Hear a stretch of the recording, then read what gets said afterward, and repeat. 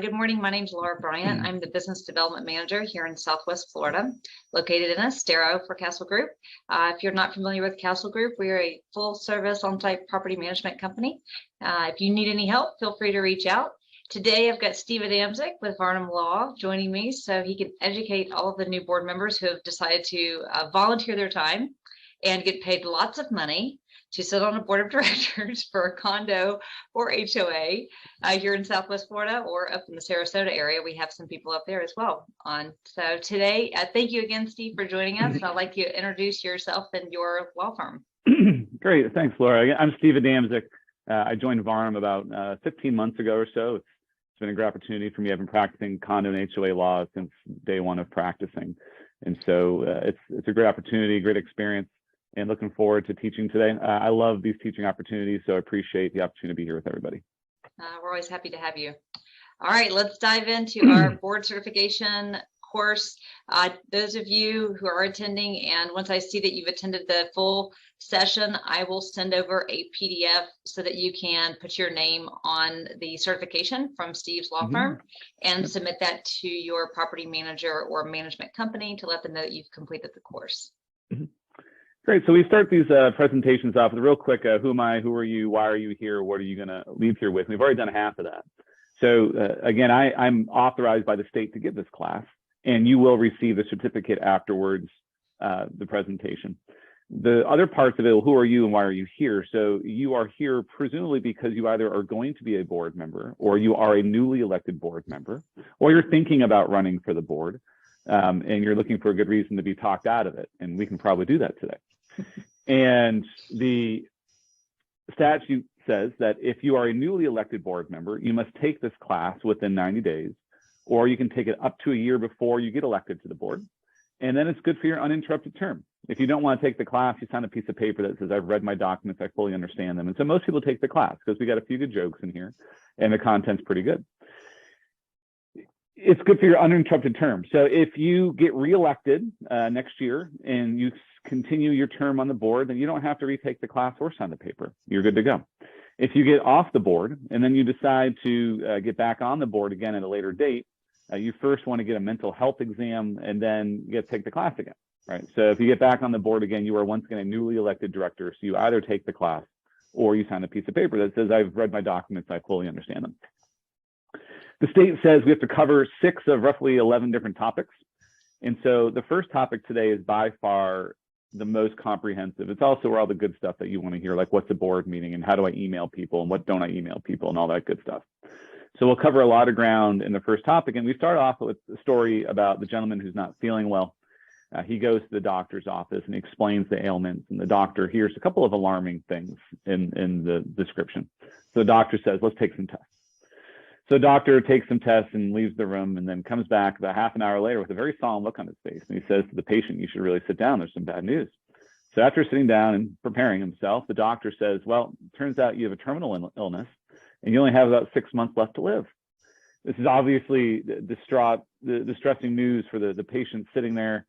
He gathers his composure and says, okay, well, doctor, what do you recommend that I do? And the doctor says, well, if I only had 6 months, I'd run for my local condo board. And he goes, why? And the doctor says, because I hear 6 months will feel like a year. Okay? So start off a little bit of humor. And the moral here is that you signed up for this. All right, you signed up for this. But we also have a little bit of a smaller group today, which is great because I encourage you to ask questions, throw in that question and answer tab, and we'll keep an eye on it because this presentation works best when there's some interaction going on. And if your question is on the next slide, I'll know it and I'll tell you that. But if your question obviously is something that we're talking about, let's get into more of the details there and we'll be able to do that. Also, a quick, before we get further into this, a couple little housekeeping items, what you're going to see on the slides, you're going to see some numbers and some letters. On this slide, for example, you see references to 718 and 720. Those are 2 statutes. 718 is the Florida Condominium Act. So anything you see with a 718 in front is a reference to the condominium statute applicable to condominiums. If you see the 720, that's a reference to the Florida Homeowners Association statute, which governs all homeowners associations. There's also co-ops, which are 719, which if you're here from a co-op, you're going to follow 718 from almost all the references on the slides. And you're going to see some letters and numbers like FAC, which is the Florida Administrative Code. That is a code of rules that is promulgated by the DBPR, which is the Department of Business and Professional Regulation, which has jurisdiction over most things all condo. So if you see DBPR, FAC 61B, FAC 61B, those are references to the administrative code. 718 is the Condominium Act, 720 is the HOA. If you're not sure what you are, whether you're a condo or an HOA, throw it in the question tab and give me some facts. We'll see if we can help you out. But mostly if you're a community association or a homeowners association or a golf club bundled community, you're probably an HOA. If you're a condo association or a master condo association, you're going to be governed by 718. Okay. So who is eligible for the board? The first one is money. You got to be current on your dues. The board controls the budget. So we've all just gotten through budget season, barely. Everyone's seen some increases, which has been painful, but everyone got through budget season mostly entirely. And you have to be current on your dues because the board decides what goes into the budget. The board decides what comes out of the budget. The board should be contributing their fair share to the budget so that they're current. The statute actually says that if they become 90 days or more delinquent, you are deemed to have vacated your seat. All right, you're deemed to have vacated your seat. And in the condo statute, it actually has to be a delinquent in assessment obligations. Okay, so it has to be delinquent in assessment obligations is what the statute now says.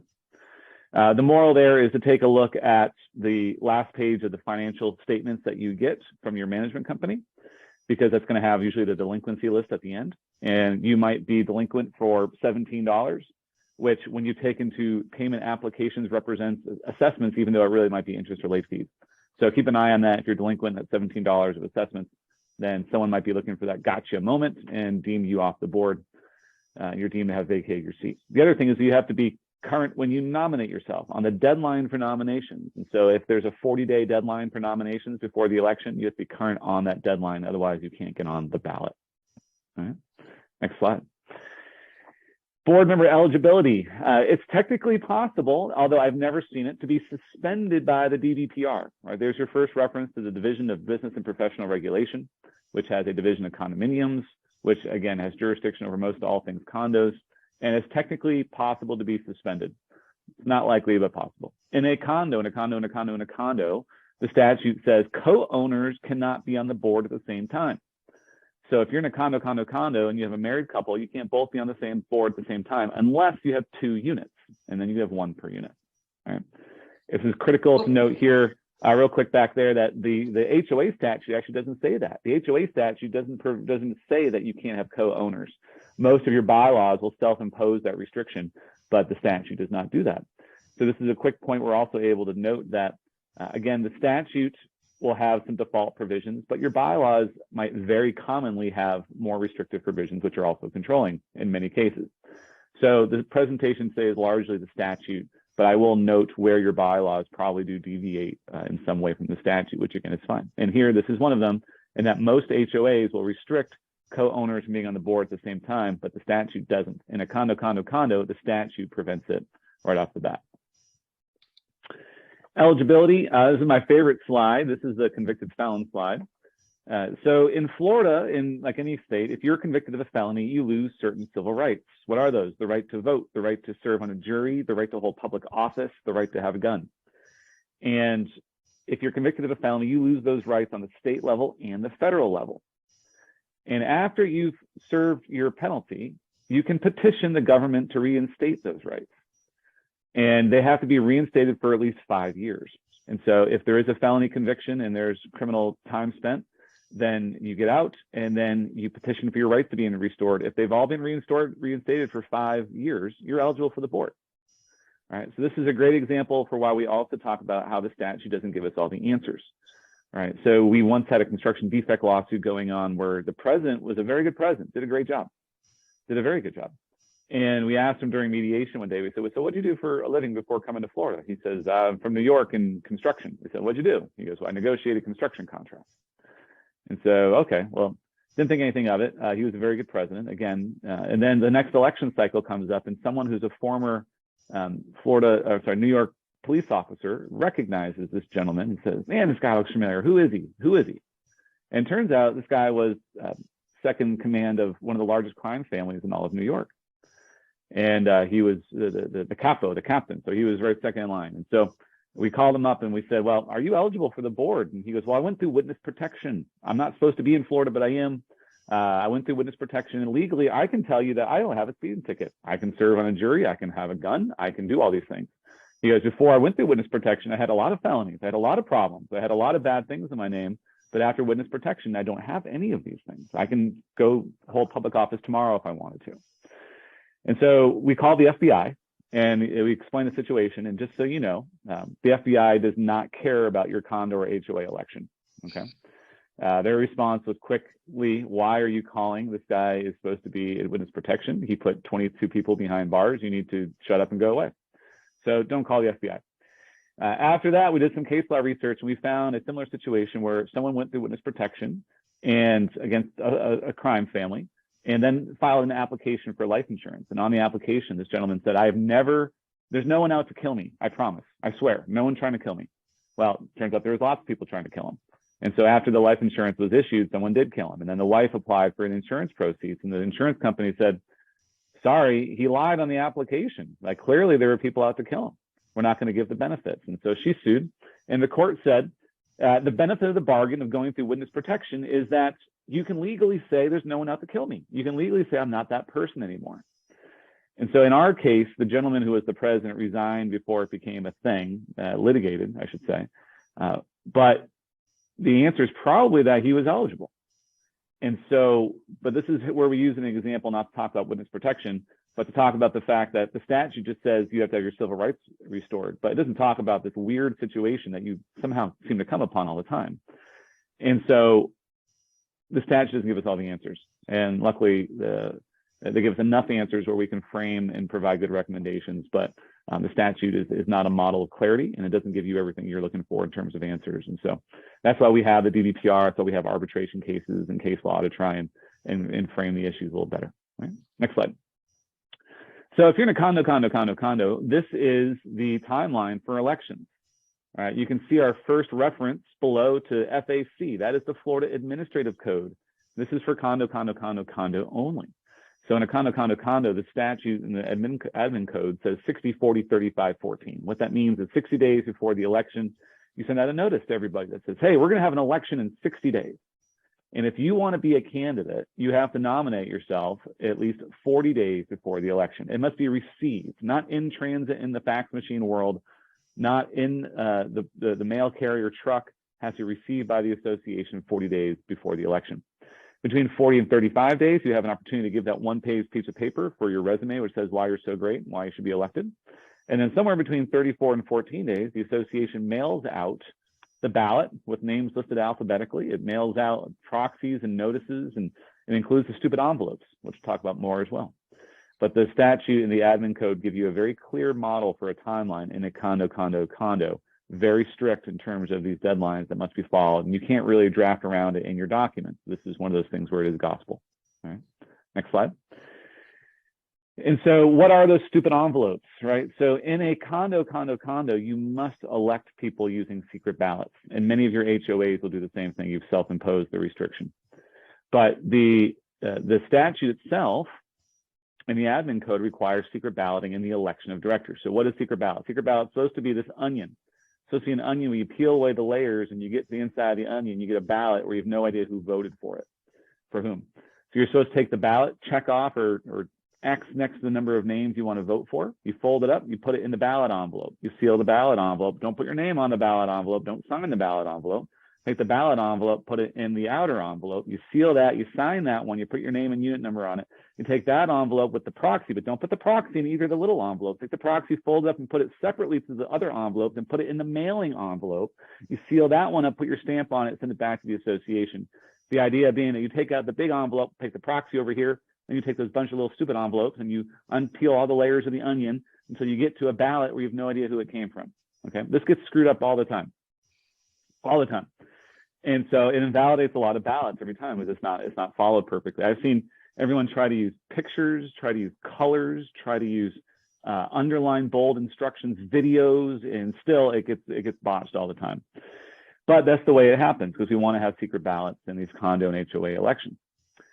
And so electronic voting has taken a lot of the sting out of this, which we'll go through in a second. But just know that the secret ballots are for elections.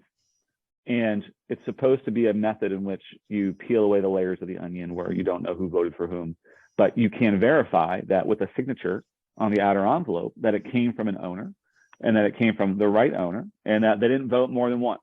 All right, that's why you have the outer envelope with the signatures and all that good stuff. Next slide. Next slide again. So this is where we threw the slide in because this is where a hand always goes at, the proverbial digital hand, where someone always asks, well, what about vacancies? Well, how do we elect people in the middle of a term? How does that work in nominations and whatnot? So we threw the slide in here.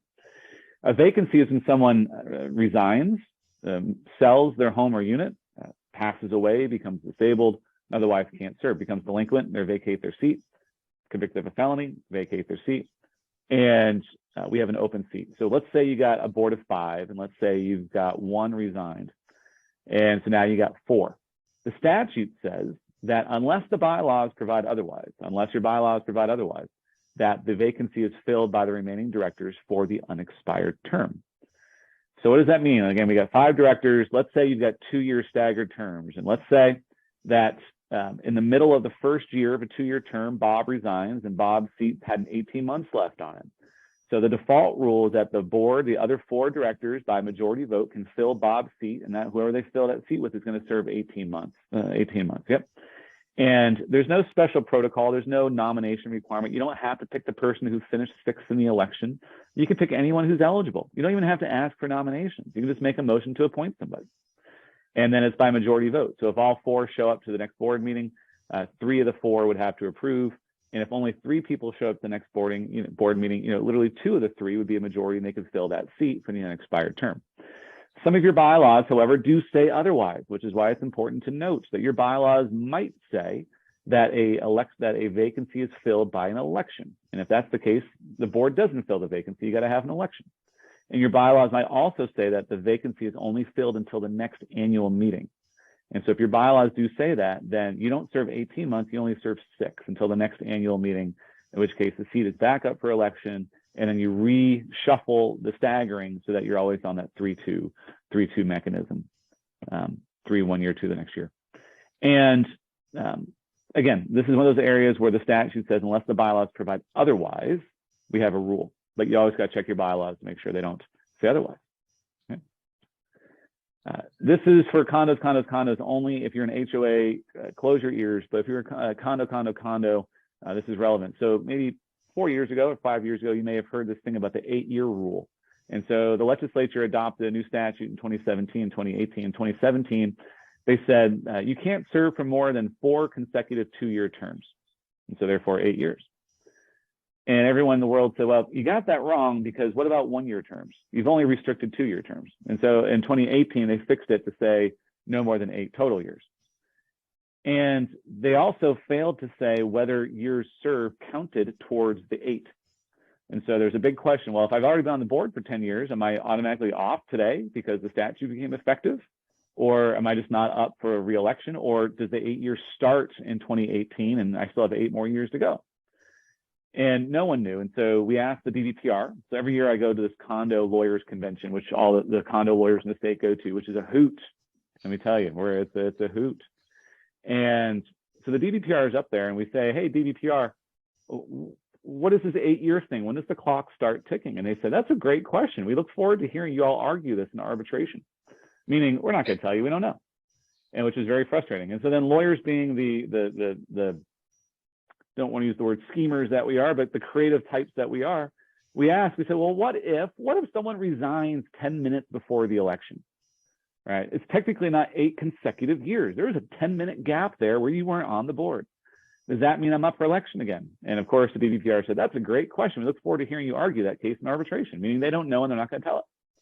It was very frustrating. And then out of the blue, we got this declaratory statement from a condo down in Marco Island where the BBPR said, well, this person had already been on the board for 8 years, so therefore they're off. And the whole world said, what is this all about?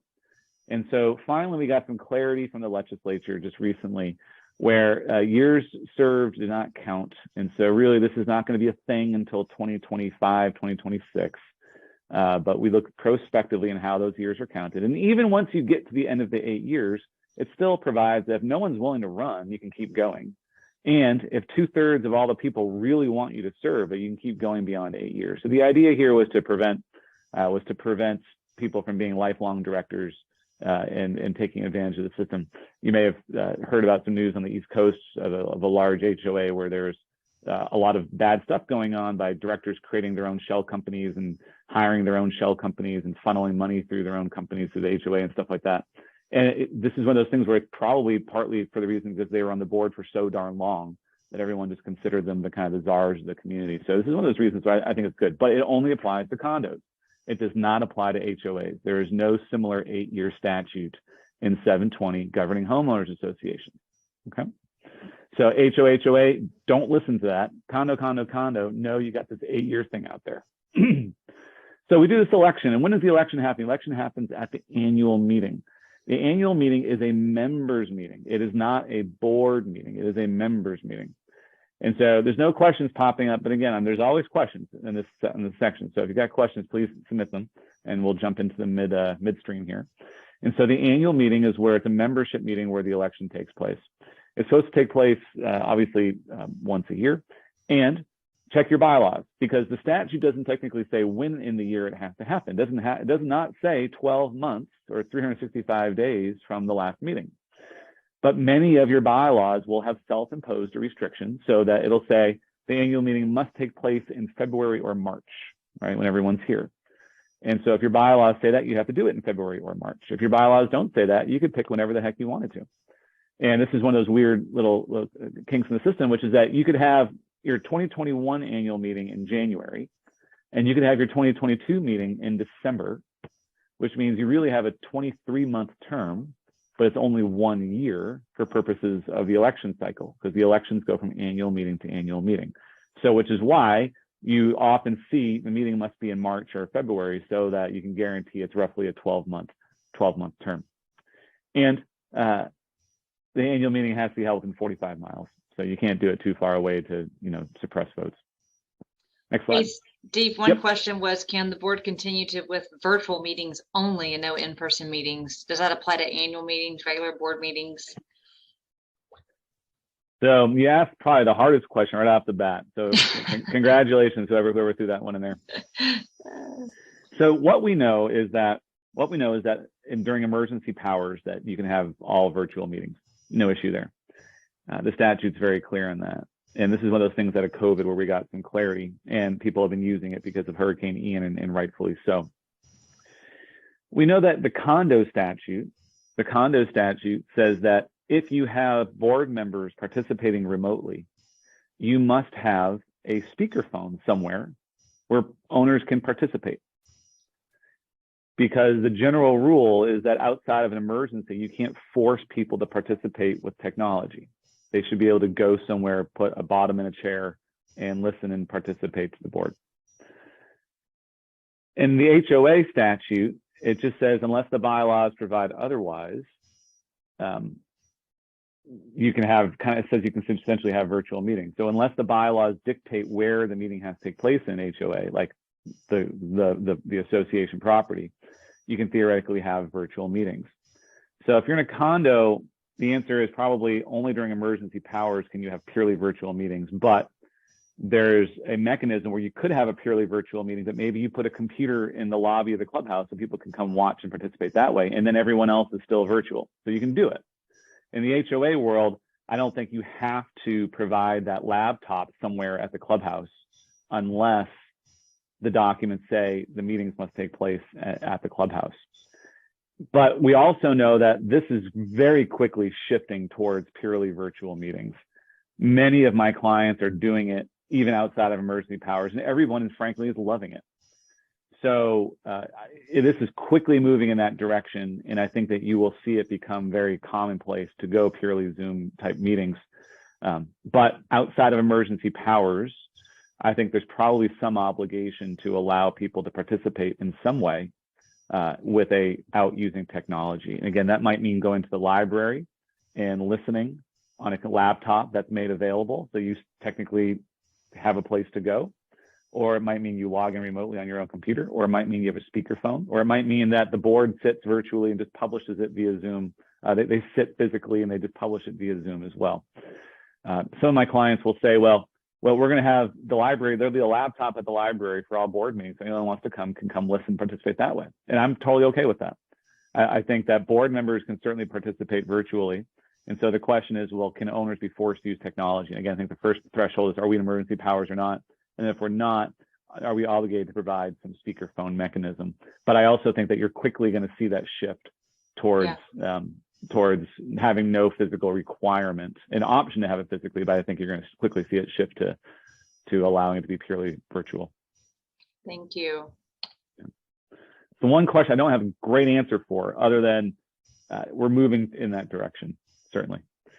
So suspensions, voting rights, and amenities. So if you do a bad act or you're delinquent on your dues, technically the board can suspend your voting rights. Not a huge penalty, but it makes a difference. So if you have an owner who's delinquent in a monetary obligation, in a condo, it must be more than $1,000, right? You can suspend voting rights.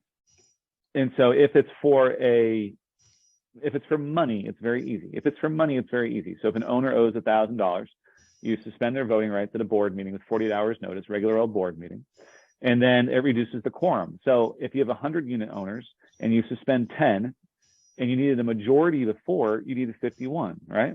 But if you suspend 10 people and you have 90, now a majority only becomes 46. If you're not paying, you're usually not participating. So in addition to being good alliteration, it's pretty true in that it reduces the threshold requirements for participation when you do that suspension of voting rights, which can be helpful.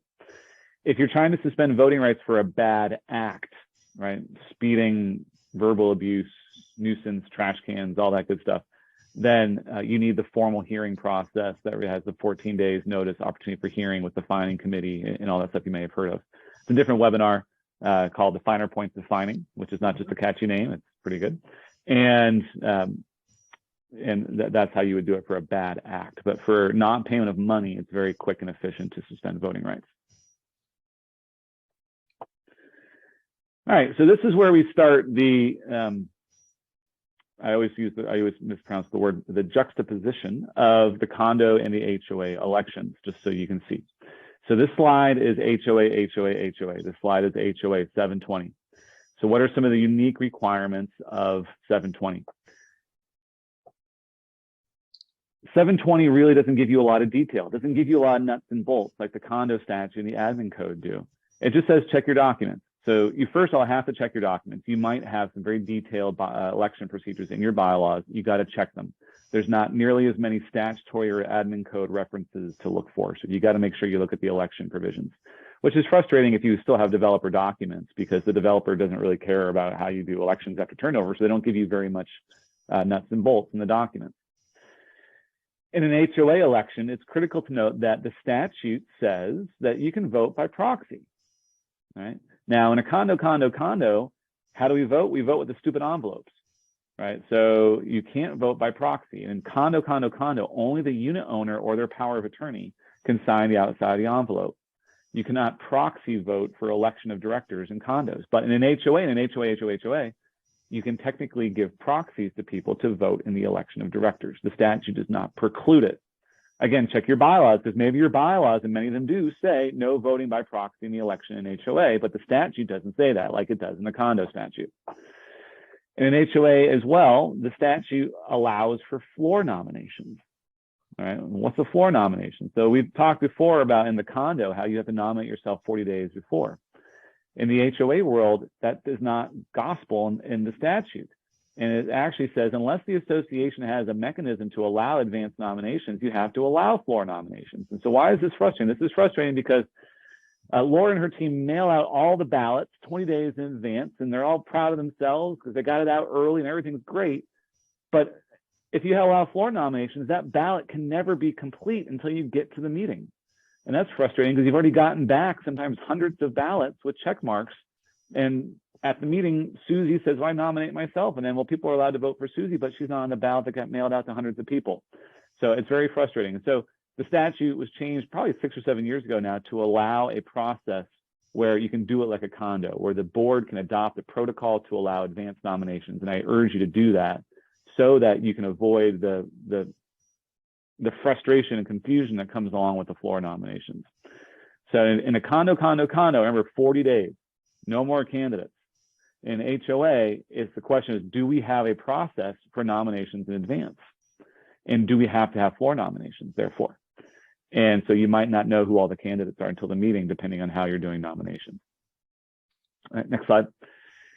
Now, going back to condos, right? You can see here the reference to 718. In a condo, members may vote in person or by secret ballot. No such thing as a proxy election ballot, right? The owner has to sign the election ballot. No proxies in the election of directors.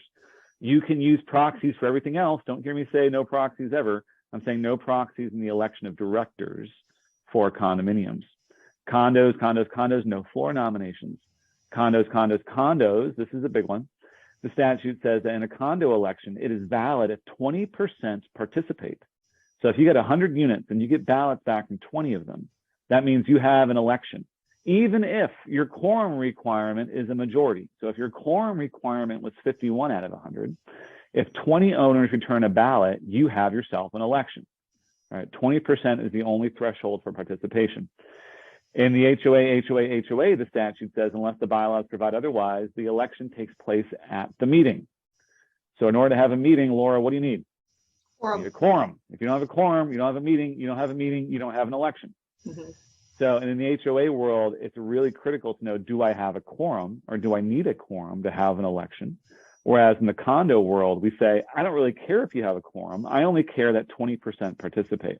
So you are seeing, and I think this is a good thing, you are seeing HOAs take advantage of that unless the bylaws provide otherwise. And many HOAs are now putting in their bylaws that an election is good if 20% participate, even if we don't have a quorum, right? Because it's a decent threshold, right?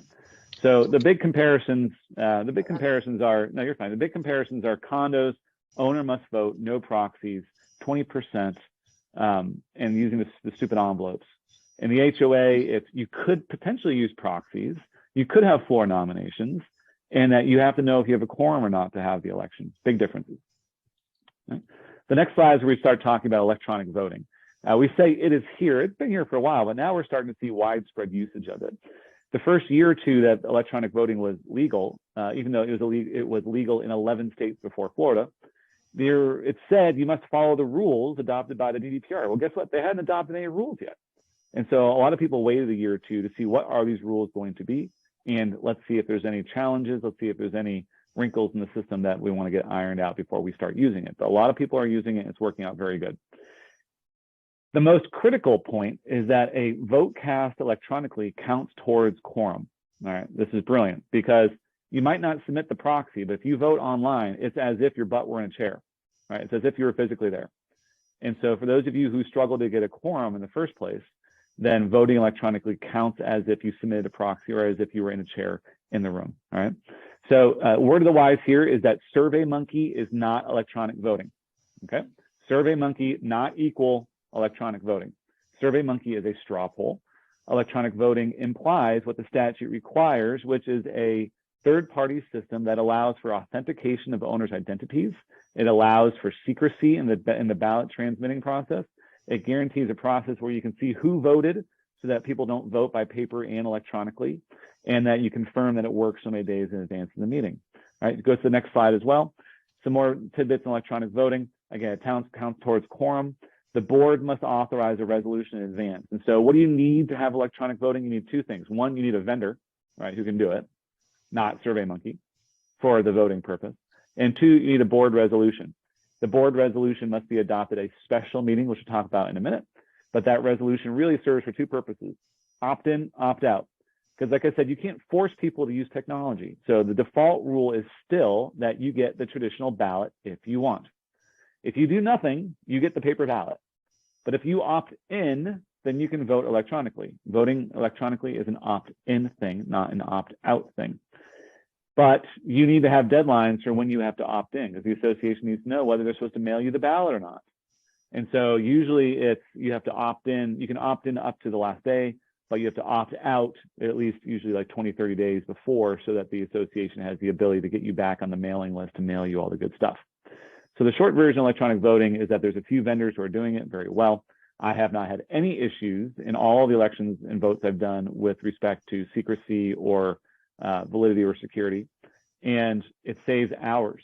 So I've been at many annual meetings where we have 15 teams of 2 people counting hundreds and hundreds of ballots in large communities. And now we literally click enter and you get the results like this, and you only have to count maybe 50 or 100 ballots, and you're able to do everything within 30 minutes as opposed to 3 hours. Mm-hmm. And so it saves a lot of time and money and expense. And most people are buying into it because they see the professionalism, the security behind these platforms, knowing that it's not something informal to allow to have happen. Okay. Ironically, you can buy a $20 million house via DocuSign and electronically and never sign anything technically, but the condo world and HOA still require you to sign or authenticate your identity in some way. Okay. So board meetings. So this is where we go to board meetings. Again, still not seeing any other new questions, but jump in here. This is probably why most of you are here. What is a board meeting? A board meeting is anytime a quorum of the board is together conducting association business. Okay. It is anytime a quorum of the board is together discussing association business. So that means if you've got 5 directors, it means that 3 of you together talking about the budget is a board meeting. It means if 3 of you are playing golf together and on the 14th tee, you start talking about the paint color or the building, you have to have a notice posted in advance saying that the 14th tee at 10 a.m. on Saturday morning, we're talking about the budget, the paint color. So the example we often also use is the swimming pool. All right, so Sunday afternoon at 4 o'clock, and Bill is swimming laps in the pool, and Bill stops swimming, and then Susie is walking by, and Bill says, "Hey, Susie, I think we need to repaint the clubhouse. Maybe," and then Susie goes, "Yeah, maybe a taupe color." And then as they're talking, John, the 3rd director, sitting by the pool and enjoying a cocktail, and he said, "I think I'm thinking more like a beige." Right. So in that situation, that's 4 o'clock on Sunday afternoon. That required a notice to be posted by Friday at 4 o'clock that says we're going to have a board meeting Sunday at 4 o'clock in the deep end of the swimming pool to consider the paint color of the clubhouse. All right. Conducting business does not mean only voting. All right. I think there's definitely a group out there that says, well, if we're not voting, then it's not a board meeting. And the answer is no. If you're conducting business, I mean, you're discussing operations, you're conducting business. Now, the legislature gave us this really good tidbit in the statute, which causes just as much frustration as anything. It says the board can talk via email, but it can't vote by email, right? So no voting by email, no voting by email, no voting by email. Usually I have this up in Latin as well, no voting by email, okay? So, but you can discuss by email. So how does that work exactly? It means that when board members have a contract to consider, for example, you can email each other to your heart's content. It never becomes a meeting. But if you're approving leases, for example, by email, or you're approving architectural requests by email, you're not really voting because there's no such thing as voting by email. And so what if you get a lease application? Your documents say you have 20 days to approve or deny a lease. And Laura and her team run the background check, and it turns out there's 3 felony convictions for axe murder on the background check. You say, I want to keep this person out. And then the manager sends it around, and board member 1 says denied. Board member 2 says email, denied. Board member 3 says only 3? Oh, but still denied, right? And so technically, then the manager says, oh, I got a majority of the board voting by email. I'm going to go deny the lease application. The manager sends an email and a letter to the owner and the tenant saying, I'm sorry, you've been denied. And they say, well, show me the minutes where the board voted. And now 20 days have gone by, and the tenant had to go lease someplace else and pay higher rent. Well, they're going to say, I don't have any minutes. The board, here are my emails. And the attorney for the owner and the tenant's going to say, you didn't actually do anything. You had to approve that lease. Now we're going to sue you for lost rents. And because the tenant had to go pay more rent across the street, we're going to sue you for the rent we have to pay across the street as well. And they're going to win. Why? Because you can't vote by email. And so if you are taking actions by email, it's not right. You don't vote by email. You vote at meetings. So I recognize this causes a frustration. You say, well, does that mean we have to have a board meeting like every week? And the answer is maybe, depending on what you're doing. Right. So depending on how you delegate authority, depending on how your manager's authority is delegated, depending on your officer delegations and roles are delegated, then you might not need those board meetings. But if you're trying to vote on things by email, you're not really voting. All right. So anytime a quorum of the board is together conducting business, you are having a board meeting. Okay.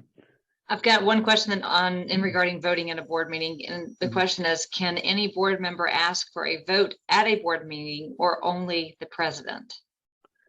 Oh, good question. So this is your lawyer's favorite answer, which is that, first of all, it depends. So in the condo world, the statute says you must have an agenda. And so if it's not on the agenda, you can't just make a motion to approve something at a condo board meeting. If it is on the agenda, any board member can make a motion. Any board member can make a motion. The chair, usually the president, is the one who will kind of dictate how we're going to walk through Robert's rules and call the question after the deliberation and debate. But anybody can make a motion. The president is not the sole arbiter as to who can make a motion. Now, the next question might be, well, Steve, how do we get on the agenda? And so the answer is look to your bylaws, because the bylaws will contain a section that talks about who calls a board meeting in a condo. And if it's true, which it should be there, it usually says the president, the vice president, or a majority of the board. So that means that if the president refuses to put something on the agenda, get 3 of the 5 board members, or 2 of the 3, or 4 of the 7, and request management put it on the agenda, and the president can't deny the request. Right? So whoever has the ability to call a board meeting has the ability to set the agenda.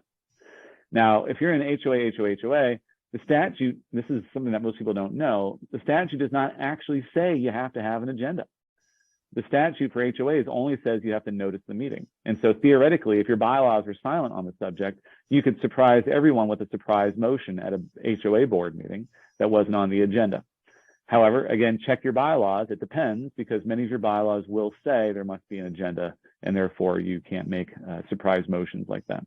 So the short answer is whoever has the ability to call a board meeting can set an agenda item.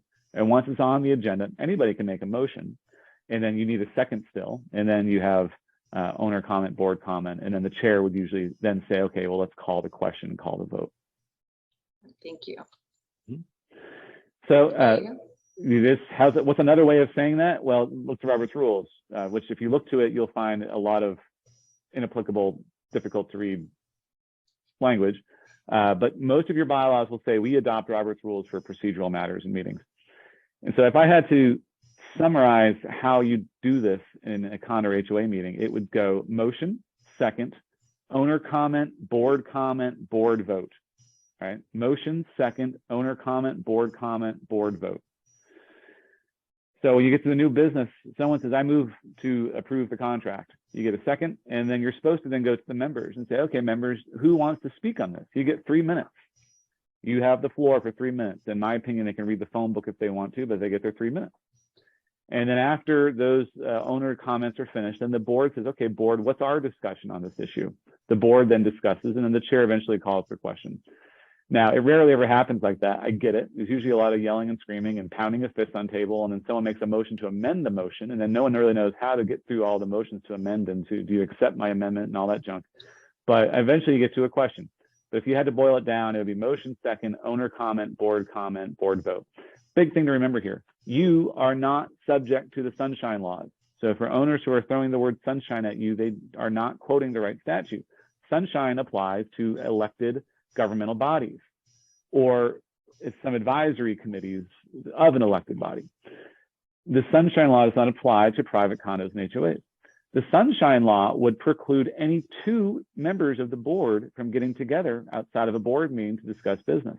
So if you had 5 board members, 2 of you could not go have lunch and talk about the budget under the sunshine laws. Under the HOA and condo statute, it's that provision that I just said, which is a quorum of the board. So 2 of the 5 of you can go play golf all day long and talk about the construction contract and never violate any law. When 3 of you start talking about the construction contract on the 3rd tee, then you have to notice it like a board meeting. Okay. So, but Robert's rules fills in the gaps a lot about procedurally how we're supposed to move forward.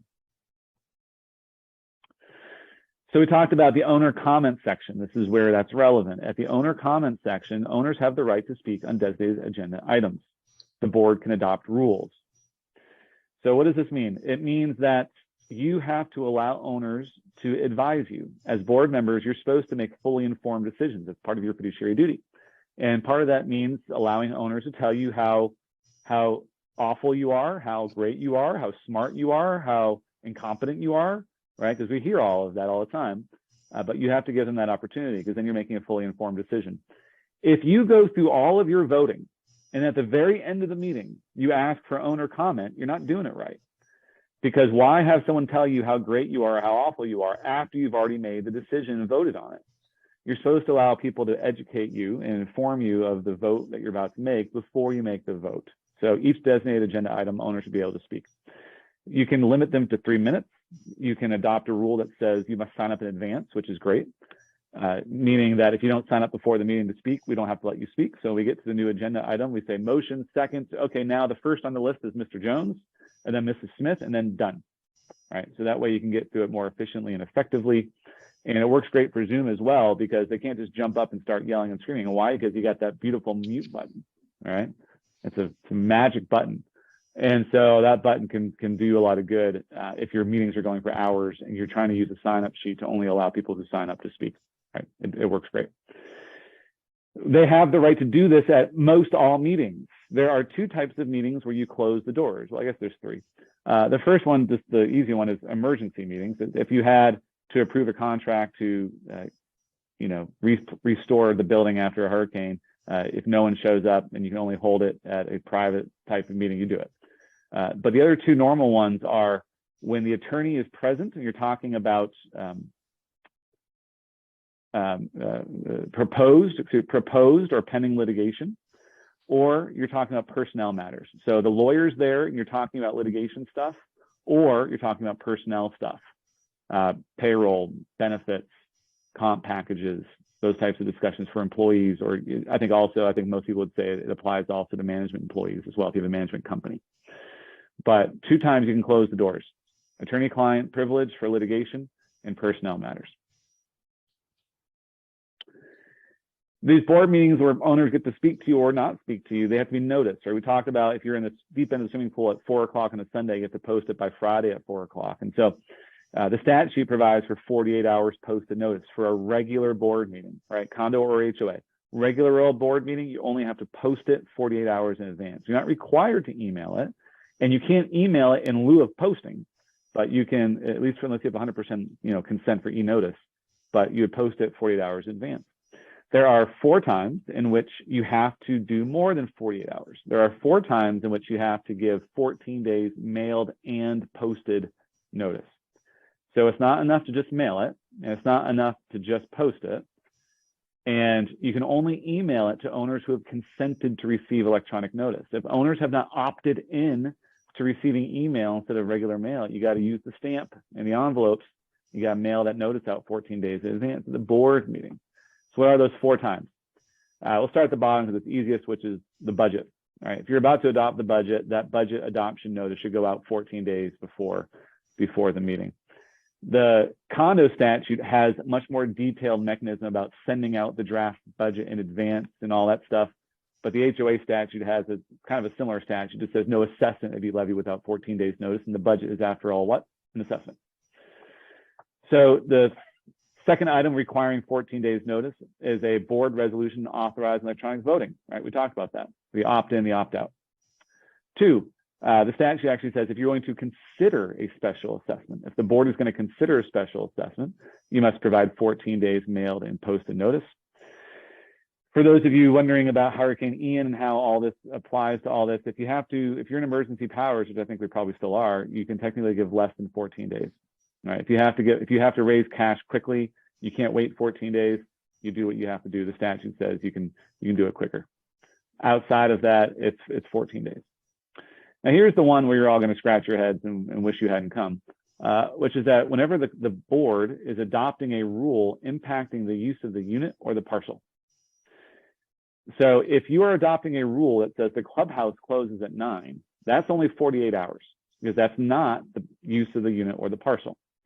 But if you're adopting a rule that says you have to use, ProFlex, 75 underlayment for wood floors, that's a rule concerning what you do inside the unit. That requires 14 days mailed and posted notice. If you're adopting a rule that says white drapes only, assuming you have the right to do that, then that is what you, as a rule inside the unit, you need 14 days mailed and posted notice. Now, for you HOAs out there, you're going to hate me. What about a rule that says no more than 4 garden gnomes in the front yard? What about adopting a paint palette? What about a rule saying you must have barrel tile roofs? What about a rule that says no rocks in lieu of mulch? All of those are architectural rules concerning what you can do on your own dirt. That technically requires 14 days mailed and posted notice. Very few of my clients do this. They just assume that we can change the architectural guidelines normally at a regular meeting. But technically, if you're going onto the lot or you're going into the unit to regulate what people can do, that's going to require a special heightened notice requirement. Okay. Question on a budget meeting. Yep. I don't have my glasses on. I apologize. Should also it's a in a 3-member board, condo board, can they prepare a budget in a workshop style meeting without having to notice the meeting to owners? It's a good question. I don't care what you call it. I don't care if you call it a workshop. I don't care if you call it a fact-finding session. I don't care if you call it the landscape walk, which is a frequent favorite. I don't care if you call it an interview. If you've got a quorum of the board together conducting business, it's a board meeting that has to be noticed. So if you have 5 directors and 2 of them are putting the budget together, never a meeting. You can do that all day long. But if you have 3 directors together proposing a budget and putting a draft together, you call it a workshop. It's still a board meeting. You still have to notice it 48 hours in advance. Now, the reality is most all my clients violate that rule every year, and there's never any consequence. So I'm not saying do it, but I'm saying the practical reality is this happens, unfortunately, all the time. And there's not a ton of recourse, but don't do it. So if a quorum of the board is ever together, you are conducting business, whether you call it a workshop or not, which is why most people would have a committee of 2 board members and maybe the finance committee chair or something like that do this legwork initially so you don't have to call it a board meeting. The landscape walk is when the board walks the community and makes notes about this grass is too high, that plant needs to be replaced, that shrub in front of my house should be prettier. And so that walk, if you have a quorum of the board, it's still a board meeting. You have to notice it. So a lot of communities do that. So what's your duty as a board member? Your duty is what they call the fiduciary duty, which is to exercise business judgment. And 617, which is a statute applicable to all not-for-profit corporations, kind of lays out what your job is, which is to discharge your duty in good faith with the care of an ordinary person in similar circumstances and which you believe to be the best interest of the corporation. One item that's not there, which is the business judgment reliance defense, which is that a board member is never liable for breach of fiduciary duty when you rely on professional opinions. All right, so the example I use is a bridge. Let's say you need to have a bridge.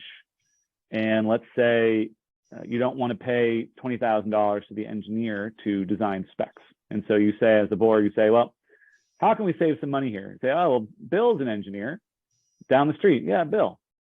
What kind of an engineer is he? Well, I think he was an electrical engineer, but an engineer is an engineer. And you say, well, is he from Florida? No, he's from New York. Oh, well, I'm sure it's the same.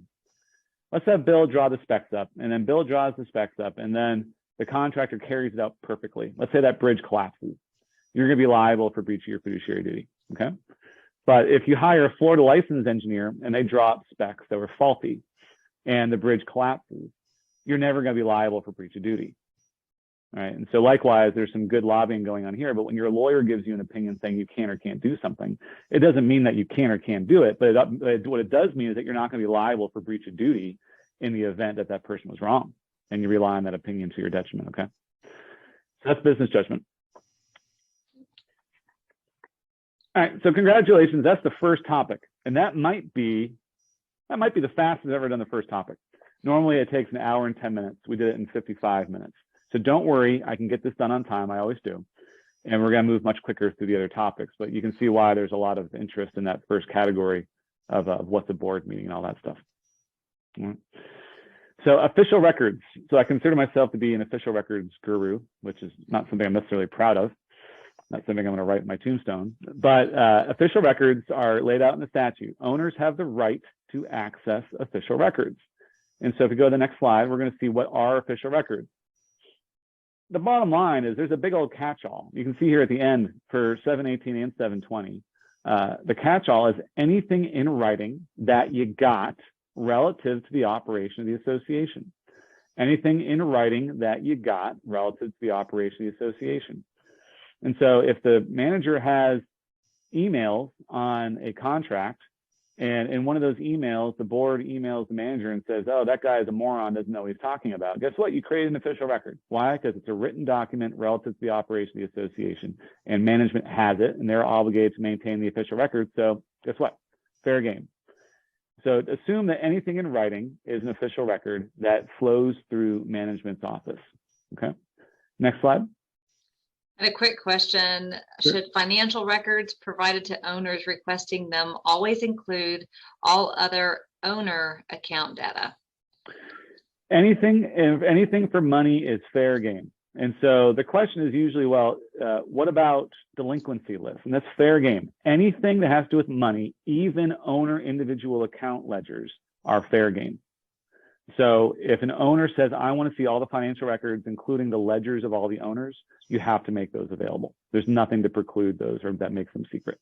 If that financial information has the bank account number they use for ACH payments, obviously there's an issue there, but the money stuff itself is fair game. And so this is worth the price of admission. This is where we talk about email addresses, and we talk a little bit more about how you should be careful with email. So in life, there are two types of email addresses, right? And I'm not saying Yahoo and Gmail. I'm saying ones that you have for official notice and ones that you have for convenience. And what I mean is, if I give my email address to the association for convenience, meaning I want you to remind me about the barbecue on Sunday, I want you to remind me about that meeting coming up, then my email address in your custody is secret. It's confidential. So when the owner says, I want to see all the official records, I want to see all the email addresses of all the owners, you can say, well, I don't have any because I have email addresses, but they're all confidential and exempt. Likewise, if I give my email address to you and I say, save the stamp, email me that notice and that ballot, don't mail it to me. I've now waived the privacy of my email account. So when the owner walks up and says, I want to see all the email addresses of all the owners, you have to say, well, do I have any owners who have consented to receive electronic notice? And if I do, I have to make those email addresses available. For convenience purposes, those email addresses are confidential. If you look in Proverbs, I'm pretty sure it's in chapter 4, it says, never was a records request made with good intention, right? It doesn't really say that, but yeah, I think it's just as true, which is that never does an owner make a request to tell you how good of a job you're doing, right? They're always being made to challenge what you're doing and to find that gotcha moment. And so owners have a right to inspect records, and so certainly you want to make those available. But when it comes to email addresses and they want those email addresses, why do they want? They want it so they can go criticize you for free, right? That's what they want. And so you want to then make sure you're only giving out email addresses for those who have consented to their email address being made available. In addition to email, there's a general rule of thumb, which is never put anything in an email that you don't want posted at the pool. All right? If you don't want to post it at the pool, don't put it in an email, even if you think it's private. Why? Because it won't be for long. If you're a board member, any email that you write is subpoenaable, meaning if you're in litigation, they could subpoena all your emails, whether they're in the official records or not. Outside of that, the general rule for the last 20 years or so has been that email addresses between the association and their management team are all official records. Assume somebody is going to reply all and put Laura's colleague on that email. And when they do that, it becomes part of the official records. The reasoning is nonsense. The reasoning that the DBPR uses is that directors have no obligation to check their emails, but management does through contract. And so that means that emails between directors and your private computers are not official records. So if directors A, B, and C email each other and call owners, morons and idiots and all that, if then that owner walks up and says, I want to see all the emails about me. If that's all there is out there, the manager can say, none, I don't have any. There are no official records. But when one of those directors replies all and puts Laura's colleague on there, at Castle, then every management, they have to say, well, my emails are official records, therefore, here you go. All right, they become available. So assume that somebody is going to reply all and do that. The other really critical thing to note about email is confidentiality with attorney-client privilege information. So often, our opinions are just forwarded outside of the board. If you said, Steve, I want you to review this contract for me, and it's 20 pages, and I have 9 comments of saying, this is awful for you, this is great for you, This is why you should ask for this. Many of my clients just forward that to the contractor and say, see the lawyer's comments below. Can you make these changes? Because that's not what you do. You just waived attorney-client privilege. If I had known that you were going to just forward my email, I would have done things very differently, because you want your lawyer to give you this advice. You don't want them to give you language that you assume is only what you want to hear, that someone else is going to hear.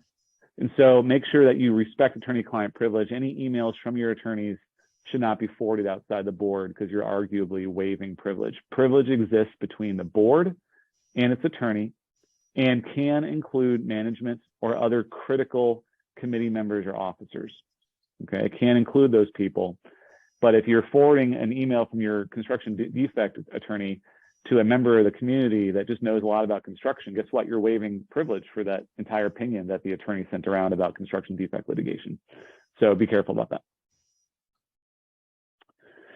If you've got them, what do you have to do with them? Well, you got to keep them. All right, so here's a list that says, starting in 2018, the following records must be maintained permanently.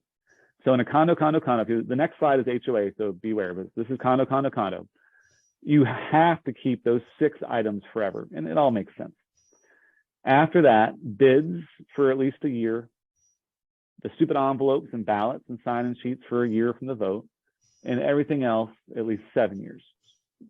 So you can see how there's kind of a tier of how long we have to keep things. And we also have confirmation from the DDTR that storing a document electronically, scanning it and then shredding it, is the equivalent of maintaining it. So you can do that. Okay. The next slide is for HOAs, which really is a shortened version I just read to you, which is that bids must be received for a year, kept for a year, ballots and all that other stuff for a year, again, the same. It says all other official records must be maintained for at least 7 years. So we don't have that mandatory forever category, but it's kind of, you're going to keep those things anyway. Right? You're going to keep minutes forever. Now you've got them. I told you got to keep them. Now an owner asks for access. What do you have to do? Your obligation is to quote unquote make them available. Right? You got 10 working days to do that. It's not calendar days. It's working days. So Thanksgiving does not count. Right, and for most of the free world, the day after Thanksgiving should likewise not count as well. And 10 working days to make it available. You do not have to give it to them on a silver platter. If an owner asks for all contracts, you don't have to spend 8 hours creating a special PDF or a flash drive and then handing it to them saying, here's exactly what you asked for. You can do that if you want to, but you don't have to do that. I have a guy coming to my office tomorrow to inspect records because the association just didn't want them going through, they didn't want them disrupting the manager in the management office. They wanted to do it off site. So they do it in my office. It's fine. It's fine. It's within 45 miles, which you can see here on point 3, which is totally legal. You can literally put a box of records in the conference room and say, here's everything you're looking for. Have fun. You could give them all of the records. You could give them the entire file cabinet and say, go find what you're looking for. It's somewhere in there. The problem is that it takes management hours and hours and hours to find documents sometimes for these long requests. Dozens of hours that could be spent on all of the community and not monopolized by one person asking for a needle in the haystack to say, hey, I caught you red-handed in something. And so you can adopt rules which limit the number of requests somebody can make per month and how they inspect records. So you could require people to just basically review one file cabinet. You could just give them 4 hours to come and take a look. You could give them what they're looking for, or you could say, come sit down with the manager and we'll go through the computer screen for 4 hours and show you what you're looking for. If owners ask for personal copies, you can charge them. The problem is that let's say it takes 10 hours of management to get all this stuff together. And that's not absurd. That's very normal for something to take that long. Let's say they spend 10 hours getting all the records for official records request. That 10 hours is your cost of doing business. That is the association's cost of doing business. If the owner asks for that many records, the owner doesn't pay anything to go look at those records once they're available.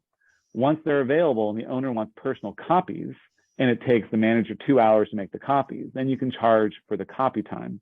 You can't charge for staff to make those documents available in the first place. Right? It's very frustrating for a lot of people, but that's the current state of things. So you've got them, you have to make them available, but what can you withhold? What can't people see? What are secret in your hands? You've got them, they're official records, but they're secret. We talked about attorney-client privilege. Attorney-client privilege opinions are not accessible to owners.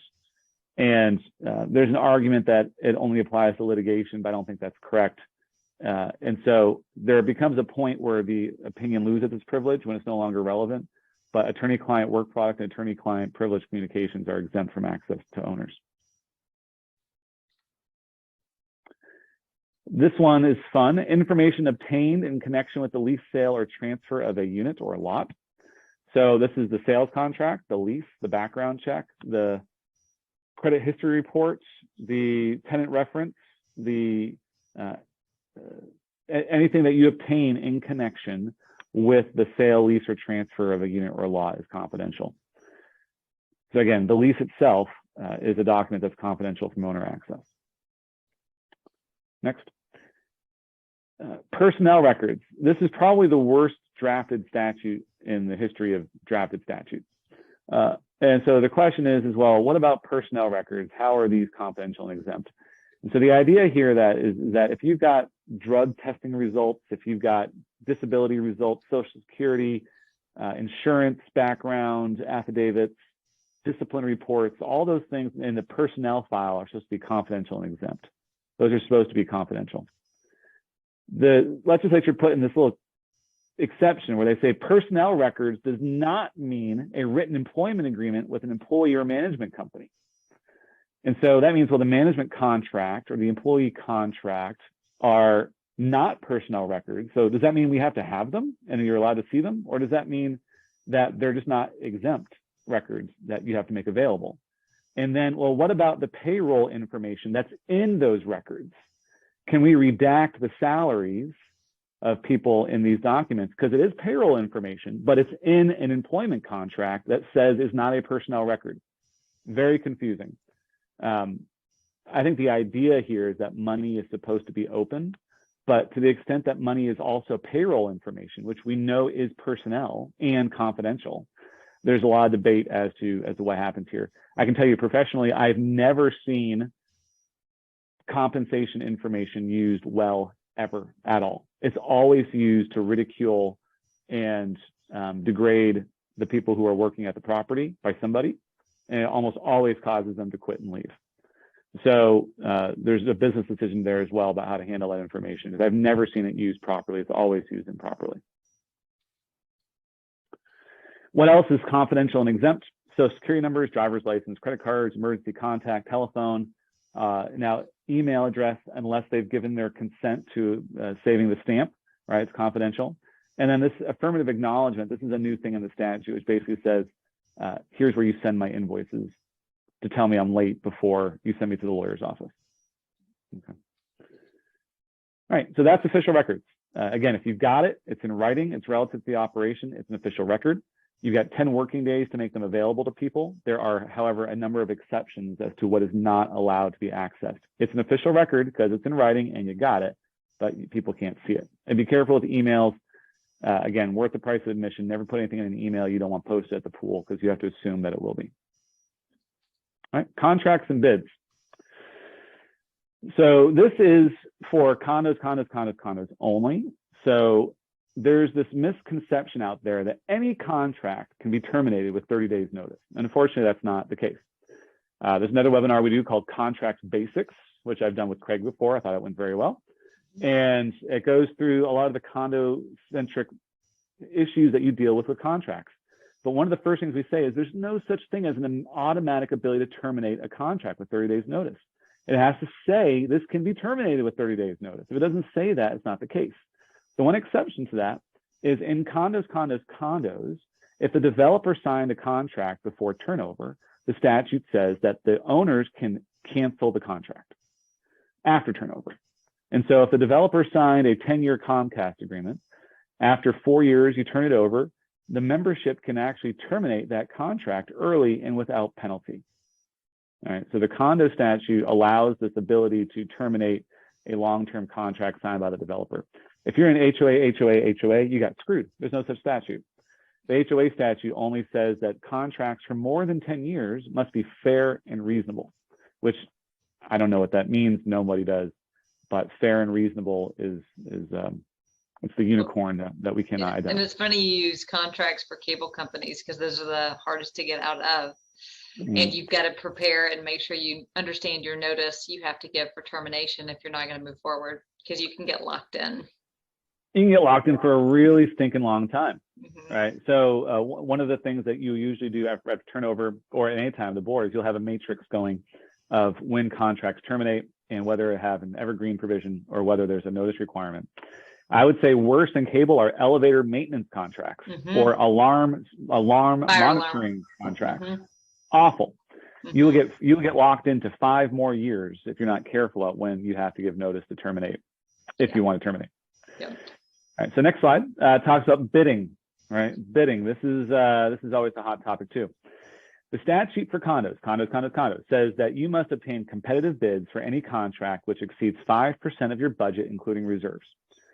So what we mean is the operating budget plus the reserve contribution for that year times 0.05. That's your threshold for when you have to get bids. The statute doesn't say 3 bids. It says you must obtain competitive bids. So theoretically, at least 2 apples to apples bids is competitive bids. 3 apples to oranges to bananas bids are not necessarily satisfying the requirement. One of the things that you might hire an engineer for is to help you decipher bids when they come in terms of what does this require? Why is this one higher than the other one? Is it because they're using the same or different materials? Do they have different overhead and profit numbers? Do they have different logistics and setup information? And so understanding the why they're different is critical. But for a condo, it's 5%. Condo, 5% of your budget. The statute also says you're not required to take the lowest bids. Price is one factor in why you would hire somebody. Unlike some government situations, you don't have to take the lowest bid. It's one factor for condos and HOAs. The next slide goes through the bidding requirements for the bidding exceptions. This is condo. If you're in a condo, no matter the cost, you don't have to obtain competitive bids for employees, attorneys, architects, accountants, community association managers or management firms, timeshare management, engineering, landscape architect, emergencies, or if there's limited sourcing. Your landscape maintenance contract is almost always going to exceed the threshold. For a condo, the landscape architect contract does not need to be bidded. So we got some good lobbyists for these groups where you don't have to. Maybe it's best practices, maybe it's business judgment to bid it anyway, but you don't technically have to. If you're in the HOA world, if you're in the HOA world, there are similar exceptions. 1, 2, 3, 5, and 6 are also exceptions in the HOA statute. And the next slide is going to show, I believe, the HOA. Maybe go one more. Yep. So we'll go back to the last one. But this one says, sorry, one more forward again. Oh. So in an HOA, or we said condos 5%, right? We said condos 5%, HOA is 10%. In an HOA, competitive bidding when the contract exceeds 10% of the budget. Condo, 5%. If you go back a slide, now we're going to talk about the interested director statute. So this is the shenanigans statute. This is where you want to hire a company that the owner of the company is one of the board members. And how do we do that? We want to sell an empty lot that the association owns to a board member. How do we do that? So technically it's legal. All right, so it requires disclosure. It requires approval from 2/3 of those present. It must be fair and reasonable under 617. And there's a cancellation mechanism, meaning at the next annual or special membership meeting, you have to disclose that you entered into a contract with a director's company or a director, and the members have to be able to terminate it. Example, Steve owns Steve's Landscape Company. I'm on your board. All right, we don't like the current landscape vendor, and we say, guys, this place doesn't look very good. Hire my company. Yeah, I own the thing, but who to better take care of this place than me? I'll give you way better service. I'll keep an eye on it all the time, and I'll charge you less. It sounds like a great deal, right? Well, technically, is it a conflict of interest? You're darn right it is. But is it possible? Yes, you're darn right it's possible. And so we go through these disclosures. Now, is it ever a good idea? And the quick answer is no. It's never a good idea because it fails the smell test every day. Somebody will call you out on it and criticize you for it. And if it goes south, it's worse than if you have an arm's length transaction with somebody. So don't do it. It's not a good idea, but it's technically illegal. Now, the statute in the condo world used to provide you could not do this. You could not sign a contract with any entity in which a director or any degree of the third familial degree of a director owns 1% or more of a company. You can't do it, but they kept this statute. So for the condo world, for the longest time, it said you can't do it. But if you want to do it, here's how you do it. All right. So it was really nonsensical. But now we know that if you can go through these steps to do it, if it's fair and reasonable and all that stuff. The HOA statute kind of always just had this. So there are statutes which prevent directors from receiving an improper personal benefit. But in terms of fair and reasonable conflicts of interest like this, there is a mechanism to do it. Never do it. Not a good idea, but technically you can do it. Agreed. All right, dispute resolution. If we're in a fight, how do we get through it? All right, so the next slide shows what is a dispute. It's a defined kind of word in the condo world. For condos, it is defined as basically trying to get someone to do something. Now, if you're trying to get someone to do something, whether it's the owner trying to get the association to do something, or the association trying to get the owner to do something, it's a dispute. So, for example, an owner puts potted plants in front of their door that you don't like. All right, take the potted plants down. Or the owner screens in the front entryway without approval. Or the owner paints their house without approval. Or the association is altering the common elements without the membership approval. Stop doing something or do something, right? It's a dispute. Next slide shows some more disputes, which are election issues, notice issues, conducting meeting issues, official records issues. These are all disputes, right? Next slide as well goes through what is not a dispute. Now, this is where I'm going to say, what's the difference, Steve? Well, the difference is, well, where you go to fight, all right? If it's a dispute, that list before, then you go through either non-binding arbitration, binding arbitration, or you go to court. Right, that recently changed for condos. But there are other circumstances. If it's not a dispute, you go right to court. Right? When do you go right to court as opposed to maybe this arbitration mechanism? Well, you go right to court when you're talking about who owns what. Excuse me one second.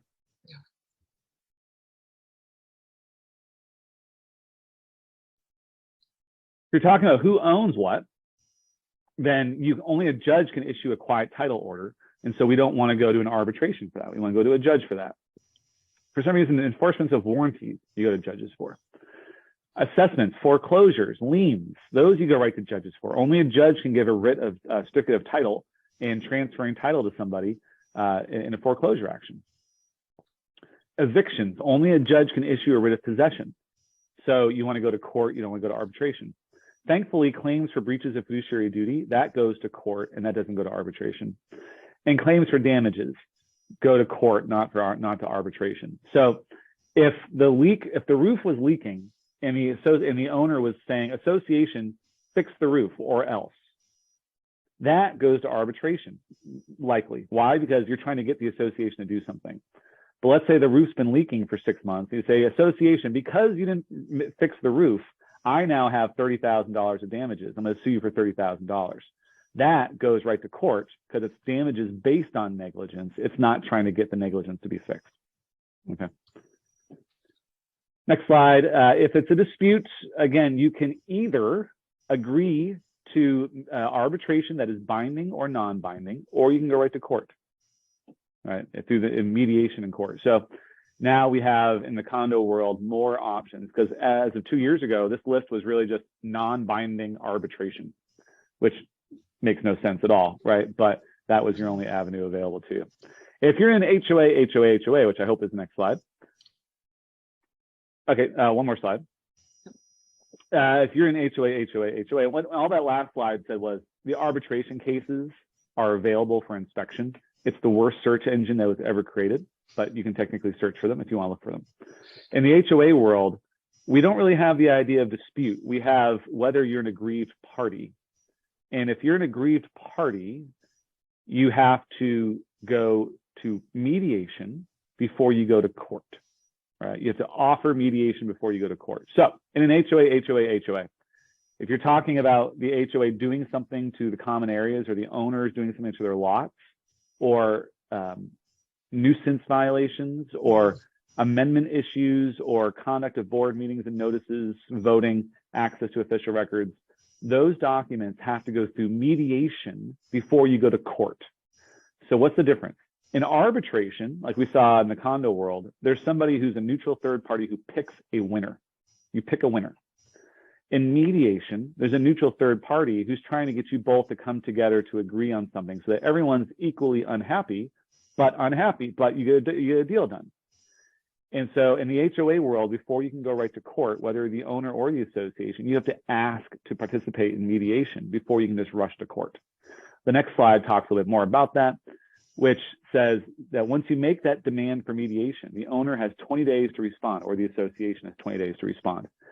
If the party does not respond, meaning they say, I'll say over my dead body, I'm not even going to respond to you, or I'm not going to mediate with you, and let's say they end up winning, they don't get their attorney's fees back. So there's a pretty big hammer to not mediate. Mm-hmm. And likewise, if the owner just rushes and files a lawsuit without offering mediation, what should happen is that the judge should kick the case out of court because they failed to offer to mediate before filing the suit. Because the statute literally says, except for emergency injunctive situations, you must offer to mediate before the suit is filed. Mm-hmm. All right, so the big takeaways there are, if you're in a condo and you're in a dispute, that you can be in arbitration or mediation or court. But if you're not in a dispute, you go right to court. In an HOA, there are certain conditions where you have to ask the other side to mediate first before you can run to court. Mm-hmm. And if the other side refuses to mediate, then there's a pretty big penalty in terms of the unrecovery of, or the non-recovery of attorney's fees if you end up winning. All right. So now transitioning here into money and budget matters. We are plenty on time, which is good. The next slide is going to talk about the annual budget, right? So we just went through this. A lot of you just lived this. And the condo, and this is really a condo only slide because there's really no budget for this in HOAs. But in the condo side, again, you have to send it out 14 days in advance, the draft budget, along with the notice. When you get to the meeting, you can change the budget. What you mail is only the draft budget. You don't have to stick to exactly what was mailed out. You can change it at the meeting. And you have to sign an affidavit saying, I mailed this stuff out in advance. Right. Okay. Next. Yep, next slide. So we could spend an hour on this. We could spend 2. We're not going to, but we could. Reserves. So many of you have heard about the new Senate Bill 4D, which changes condominium reserve requirements effective the end of 2024 as a result of the Surfside tragedy a couple of years ago, the collapse. The world of condo reserves is very different, and it's going to be very different. What I think the big takeaways here are, for purposes of this class, are that in a condo, we're switching over to the idea of structural issues and non-structural issues. And that for structural issues like waterproofing and the roof and concrete restoration, those things are going to be mandatory and unflexible, meaning you have to put money away for them. And you can't use it for any other purpose. And you can't waive them or underfund them. You've got to be fully funding structural type issues. For non-structural issues, we're moving towards a world where you got some flexibility as to whether or not you want to fund them at all. But the general rule is that if it's roofing, painting, resurfacing the roads, or $10,000 or more in deferred maintenance or replacement, you got a reserve for it. And pretty much all of the structural issues are going to fall in that bucket of $10,000 anyway, right? So if it's structural, if it has to do, if it's related to structural and it costs more than 10 grand, if it's your roof, resurfacing, repainting, you got a reserve for it. This new law says that we have to have a reserve study done, which focuses on these structural critical items. And it says you have to do it for condos of 3 stories or more.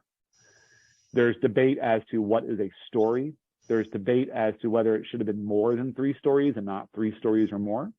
There's a lot of debate in terms of how the statute was written, and we're hoping to get some clarification. But if you're a mid-rise or low-rise or high-rise condo, your reserve world is going to look very different. And so you're going to have buckets with labels on the outside. It's going to say re-roofing bucket. It's going to say painting bucket. concrete restoration bucket, waterproofing bucket. And you're going to be funding these individually. So what it means is that most of you are going to see increases in your reserve contributions as you get this reserve study done and as you get this budget taken care of moving forward in the years to come. You know, part of the frustration with the statute is that it requires you to reserve for foundations, for example. Well, guess what? You don't replace a foundation, right? If you're replacing the foundation, you're replacing the building. But the statute says you have to reserve for the foundation. The statute says that you have to reserve for windows. But what if the owner is responsible to replace the windows? Why are we reserving to replace windows that are not our responsibility? It's another frustration about the statutes. Electrical and plumbing, right? Replacing all of the plumbing in the building is exceptionally expensive. And the electrical, at least, has largely nothing to do with structural integrity concerns. Very expensive and not really rooted in structural integrity. Another frustrating thing is load-bearing walls, right? You must reserve for load-bearing walls. But guess what? The reserve schedule is based upon an engineer's visual inspection. And when the engineer goes out to do the visual inspection, they look at a wall, they're not going to be able to know what the condition is behind the wall. They can't tell you what the replacement cost or their useful life is if they don't get behind the wall, but they don't have to go behind the wall. They give a visual inspection for the reserve study analysis. So very frustrating. And in the condo world, we're just hoping to see a lot more clarification in the statute in the upcoming legislative sessions, which we're expecting to see. If you're in HOA, it's an exceptionally different analysis. In the HOA world, you kind of have two different types of reserves. You got statutory reserves and you got non-statutory reserves. Non-statutory reserves are really just rainy day funds. We call them deferred maintenance expenditure accounts, where you're just putting money away for a rainy day. You can use it for any common expense, but most people will try to say it's for capital replacement items. If you have statutory reserves, it's like you got condo buckets, right? You got a bucket for the clubhouse roof, you got a bucket for the clubhouse pool, a bucket for the gatehouse. And there's a couple different ways of getting statutory reserves, but the two historically bigger ways where either the developer gave you reserves that had specific components on them, or a majority of all the lot owners voted to establish a reserve for that particular bucket. It's important to know the difference here in that in the condo world, we have this $10,000 threshold. Like, we know you can look at a condo building and say that's going to be reserved for because it costs more than $10,000. In the HOA statute, there's no similar threshold. There is no mechanism to know whether you're supposed to reserve for the paperclip or the boundary wall. All right, there's no way of knowing. And that's why in the HOA world, we're really focused on components. Did the developer give you a road reserve or just reserves? If the developer gave you just reserves, you probably don't have statutory reserves. But if the developer gave you a road reserve, you probably have a statutory road reserve. And the other way of doing it is having a majority of all the lots approve a reserve for tennis court resurfacing, pool equipment, right? If you have those individualized buckets. So condo, very statutorily regulated, very strict requirements, changing towards a much more expensive world with the idea of making buildings safer. In the HOA world, most of you probably have these deferred maintenance expenditure accounts, which are like rainy day reserves. And some of you will have these specialized statutory reserves, which are kind of like these individualized buckets with rules as to what you can use them for and how you're supposed to fund them. Right. So again, we could do a whole hour on reserves. Collections. So this is starting to become a little bit more of an issue. We're seeing a little uptick in this. In 2009, 10, 11, we obviously saw some communities with 50% delinquency rates, but the expenses don't get getting cut in half. And so you have to find a way to make this work. And so we learned a lot in those years about where good money can be spent to be effective.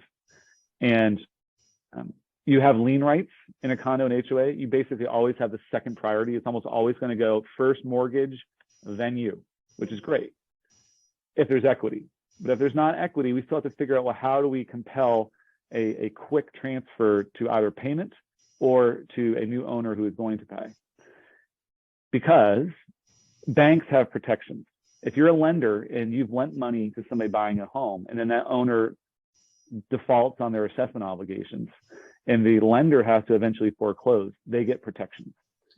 And so the longer these cases go on, the more you're writing off. And so there are some instances where it's efficient and cost effective to be really aggressive early. And there are other situations where it's cost effective to sit back and wait. And so working with your counsel and having facts and information is critical. The situation where there's, a couple of Mercedes in the driveway is very different when there's just a couple of bikes in the driveway.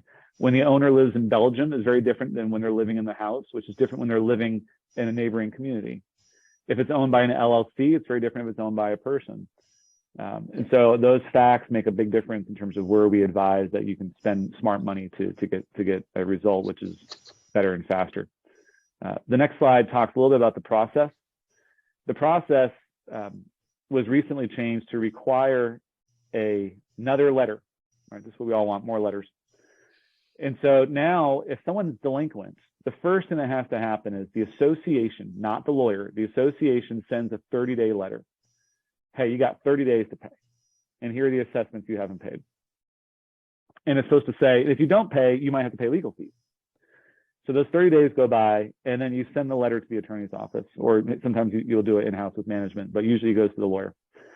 And what our job then is to then open a ledger. We're debt collectors at that point, and then we have to follow the new federal debt collection practice guidelines, and we give a letter that provides 45 days. It says if you don't pay in 45 days, we can put a lien on the property. You have to pay all the assessments, interest, late fees, attorney's fees, and costs. Now, let's say those 45 days go by with no answer. So a total of 75 days from the first 30-day letter plus the first 45-day letter. And now that no one's paid, the association then has the lawyer record a lien. And then another letter goes out that says you got 45 more days to pay. If you don't pay, we're going to foreclose this lien. So 30 days, association sends a letter, lawyer sends a 45-day letter, put a lien, and then another 45 days. Right, so a total of 120 days from basically you start the process. You can then file a foreclosure action. You need to check your documents to find out what is quote unquote late. Some documents say you're not late until 30 days. Some documents say you're late after 10, but interest doesn't start accruing until 30. Some weird stuff like that.